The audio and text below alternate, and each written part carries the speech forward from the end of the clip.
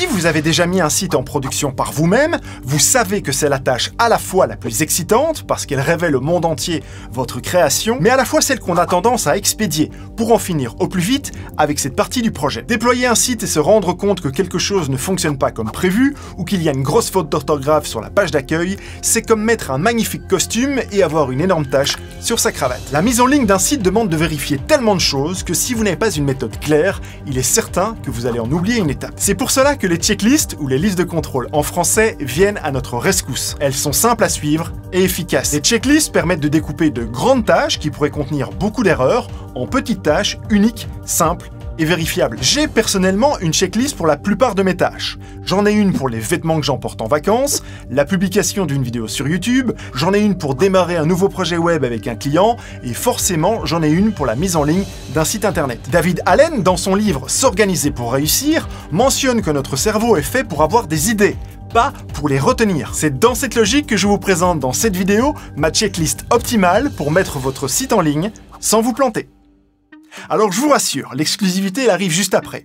Mais je ne peux pas faire une vidéo sur l'intérêt des checklists sans mentionner les points évidents. Le but d'une liste de contrôle, c'est de disposer de tous les points, un par un, même s'ils sont d'une évidence claire. Pour cuire une pizza au four, l'étape 1 à vérifier, c'est que le four soit allumé. Évidence ou non, ce point doit faire partie de votre liste de contrôle. Ce qui est évident pour vous ne le sera peut-être pas pour les autres. C'est dans cette logique que le premier point à vérifier lors de la mise en ligne de votre site internet est de relire les textes. Relisez les textes pour les fautes d'orthographe bien évidemment, mais surtout pour le lorem ipsum laissé dans les conditions générales et les conditions d'utilisation. Je vous parlais d'une évidence tout à l'heure, mais on est déjà tous tombés sur un site qui avait fait cette erreur. Une fois que vous êtes certain de vos textes, il est temps de tester vos liens. Vous voyez, ce sont tous ces liens qui pointent vers des pages qui n'existent pas encore et où l'on met un lien temporaire en se disant « c'est bon, je les modifierai plus tard ». Évidemment, on oublie de le faire par la suite et on publie le site avec un lien qui n'est pas fonctionnel. Si votre code en lui-même joue un rôle primordial dans le bon fonctionnement de votre site en production, la bonne configuration de votre serveur l'est tout autant. Pour éviter une pénalité de la part de Google par rapport à un contenu qui serait dupliqué, vérifiez que votre serveur est bien configuré pour servir votre site, soit avec les 3 W ou sans. Mais pas les deux. Alors c'est un choix personnel et ça n'a aucun impact sur votre site. À vous de choisir ce que vous préférez, mais il faut choisir. Et toujours par rapport au contenu dupliqué, vérifiez que votre serveur redirige automatiquement les URL qui disposent d'un slash final. Il existe une configuration au niveau du serveur pour réaliser cette opération. Vérifiez ensuite que vos assets soient servis de façon optimale en activant la compression gzip. Et en complément de l'activation de la compression, dites au navigateur pendant combien de temps ils peuvent mettre en cache les fichiers statiques de votre page. Vous devez donc vérifier que la durée de vie de la mise en cache soit bien présente dans les headers de la réponse de votre page. Assurez-vous de disposer d'une connexion sécurisée en activant un certificat SSL et en forçant le protocole HTTPS.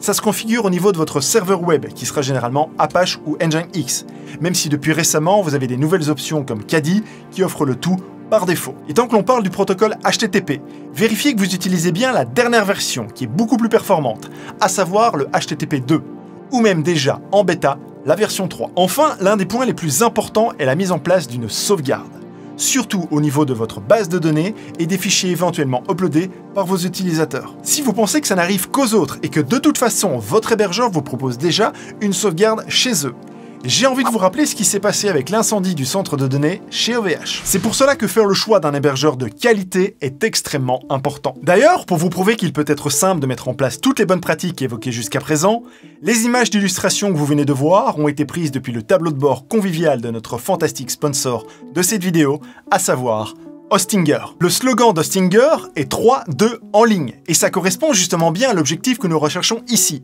Si disposer d'une checklist d'éléments à vérifier est un grand plus, disposer d'un hébergeur qui nous propose toutes ces options n'a pas de prix. L'avantage d'utiliser Hostinger pour nous, développeurs francophones, c'est que vous avez un support client qui est disponible en français. Votre serveur peut également se trouver en France, comme par exemple à Strasbourg, ce qui vous assurera un temps de latence minime. Le nom de domaine est également offert, ainsi que sa protection via un certificat SSL. Je vous invite donc à tester leur plan mutualisé Premium pour une durée de 12 mois, tout en sachant que vous ne prenez aucun risque puisque vous avez l'option d'être satisfait ou remboursé sous 30 jours. Pour tester Hostinger dès maintenant, il vous suffit de vous rendre sur le lien que voici et que vous retrouverez également en description de la vidéo. Utilisez le coupon Parfaitement Web lors de votre commande et vous pourrez ainsi commencer à configurer les points essentiels de votre hébergement sans devoir éditer des fichiers complexes via le terminal. Allez tester Hostinger et simplifiez-vous la vie. Chaque développeur a ses habitudes et ses préférences de développement. Certains vont coder sous Chrome, d'autres sur Firefox ou encore sur Safari. Et même si la compatibilité entre les navigateurs s'est très fortement améliorée avec les années, il n'est pas rare d'oublier d'aller vérifier comment se comporte le site sur les autres navigateurs. Il est évidemment possible de vérifier par vous-même votre site en local sur les différents navigateurs dans les différentes tailles. Mais je vous recommande vivement de passer par un émulateur automatisé. Vous obtiendrez alors en un seul coup d'œil toutes les pages dans tous les formats, sur tous les devices. Et à ce niveau, l'une des erreurs encore trop courantes à laquelle je vous suggère de prêter attention est la présence d'une barre de défilement horizontale, surtout en mobile. Alors en même temps que de vérifier le bon affichage du site sur les différents navigateurs, n'oubliez pas d'ouvrir la console et de vérifier qu'il n'existe pas des erreurs JavaScript silencieuses. Alors une méthode beaucoup plus sûre pour être certain qu'il ne reste pas des erreurs au niveau du JavaScript est d'activer le rapport d'erreur via un service dédié.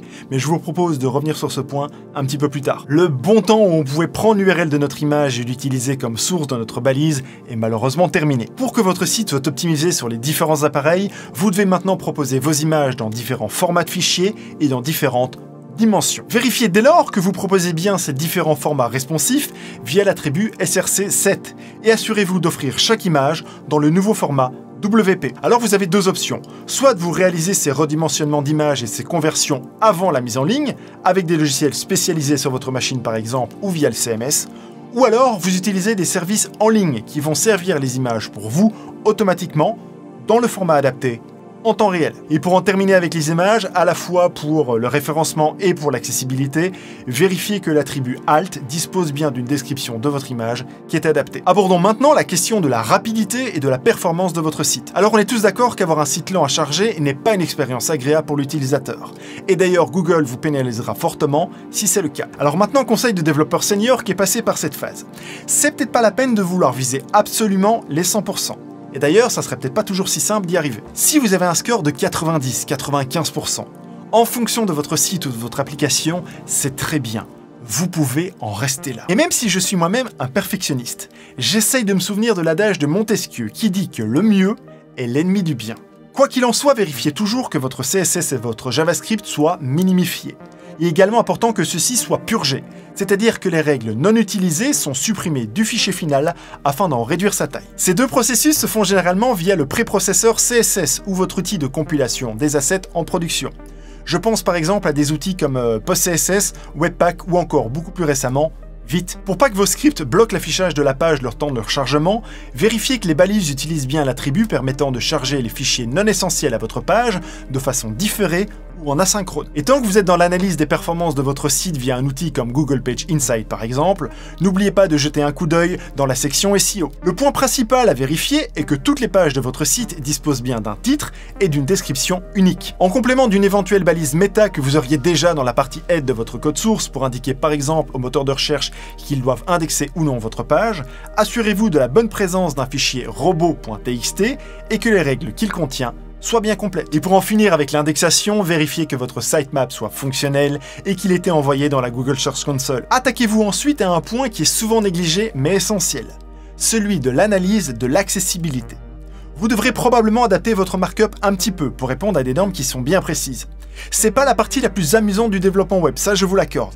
Mais c'est une étape importante pour offrir un site web accessible à tous. Pensez à l'existence d'un favicon de votre site ainsi qu'aux différentes icônes qui serviront lors de la mise en page d'accueil de votre site sur les smartphones. Prenez soin de vous assurer que les variables d'environnement ou les fichiers de configuration de votre CMS aient bien été modifiés.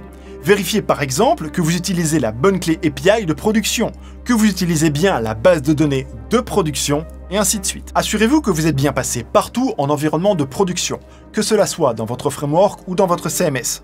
Cela implique que les alertes et les messages d'erreur soient désactivés. Alors ça se fait généralement pour vous lorsque vous basculez directement en production. Mais il existe encore des CMS ou des frameworks où les paramètres sont dissociés, et ils doivent donc être vérifiés. Je pense par exemple à WordPress. Vérifiez que les erreurs soient bien surveillées et stockées, tout en vous avertissant directement lorsqu'une erreur se produit. La plupart des CMS et des frameworks ont la possibilité d'envoyer leur rapport d'erreur par email, et du coup, vérifiez le bon fonctionnement de cette option. Si vous avez besoin de quelque chose de plus robuste, je vous conseille évidemment de passer par un service dédié. Si votre nouveau site remplace un ancien site existant, pensez à bien mettre en place des redirections de type 301 des anciennes URL vers les nouvelles. Alors bien évidemment, ça demande à ce que vous ayez fait un inventaire des anciennes URL au préalable. Assurez-vous également de la présence d'une cookie bar si vous suivez le comportement de vos utilisateurs et que vous avez besoin de leur autorisation. Et enfin, pour les cas où malgré cette checklist, il y aurait encore des erreurs, mettez en place une page d'erreur personnalisée, qui fait tout de même bien plus professionnel qu'afficher une erreur totalement généraliste. Et profitez de la tranquillité d'esprit que vous aurez grâce à une mise en ligne réussie pour regarder cette vidéo qui vous permettra de maîtriser encore mieux le développement web. À tout de suite.